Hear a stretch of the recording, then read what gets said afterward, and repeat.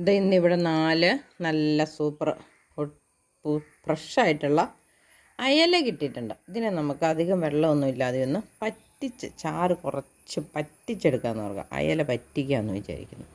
മീൻ ഇവിടെ കഴുകിയെടുത്തിട്ടുണ്ട്. ഇതിനെ ഒന്ന് ഞുറുക്കി ഇച്ചിരി വിനാഗിരിയും ഉപ്പും ഒഴിച്ചിടാം.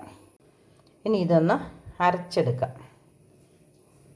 ഉള്ളി, ഇഞ്ചി, വെളുത്തുള്ളി. അത് ചട്ടി അടുപ്പത്ത് വെച്ച് നമുക്ക് ഇച്ചിരി എണ്ണ ഒഴിച്ച് കൊടുക്കാം. ഇതിലേക്ക് കടുകിട്ടു, ഉലുവയും ഇട്ടു,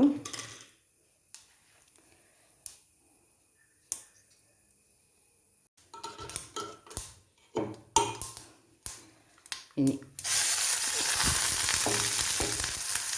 കടുക് ഉലുവായും പൊട്ടി ഇഞ്ചിയും ഉള്ളിയും വെളുത്തുള്ളിയും കൂടെ അരച്ചത് ചേർത്ത് കൊടുക്കുക.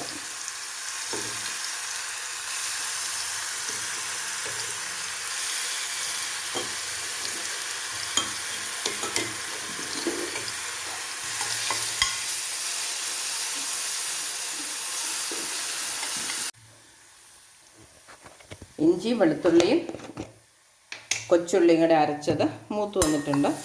ഇനി നമുക്ക് മറ്റ് പൊടികൾ ചേർത്ത് കൊടുക്കാം. ഒരു 1/4 ടീസ്പൂൺ മല്ലിപ്പൊടി, മുളക് പൊടി ആവശ്യത്തിന് ഒരു 1.5 ടേബിൾ സ്പൂൺ ഉണ്ട്. പിന്നെ മഞ്ഞൾപ്പൊടി.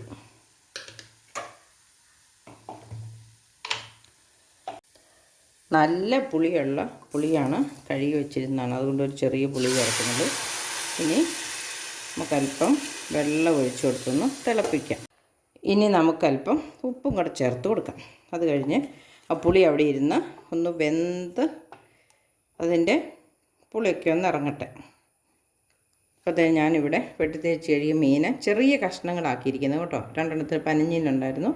ആ മുട്ടയും എടുത്തിട്ടുണ്ട്. തീയൊന്ന് കൂട്ടി വെച്ച്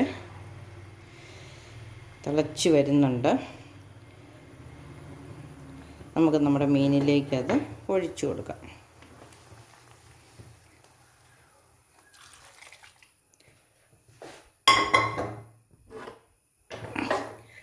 അധികം ചാറില്ലാതെ പറ്റിച്ചെടുക്കാനാണ്, അതുകൊണ്ട് ഒത്തിരി ഒഴിക്കണ്ട. പക്ഷെ നമ്മുടെ പാത്രം അല്പം ഒന്ന് കഴുകി ഒഴിച്ചേക്കാം.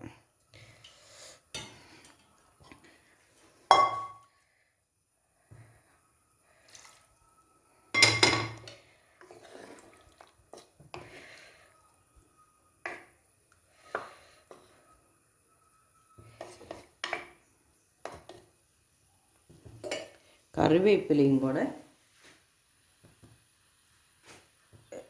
ഇട്ട് കൊടുക്കാം. ഇത് തിളച്ച് വന്നിട്ടുണ്ട്. നമുക്ക് ആ കരിവേപ്പിലയും കൂടെ ഒന്ന് തിരുമ്മിയിടാം.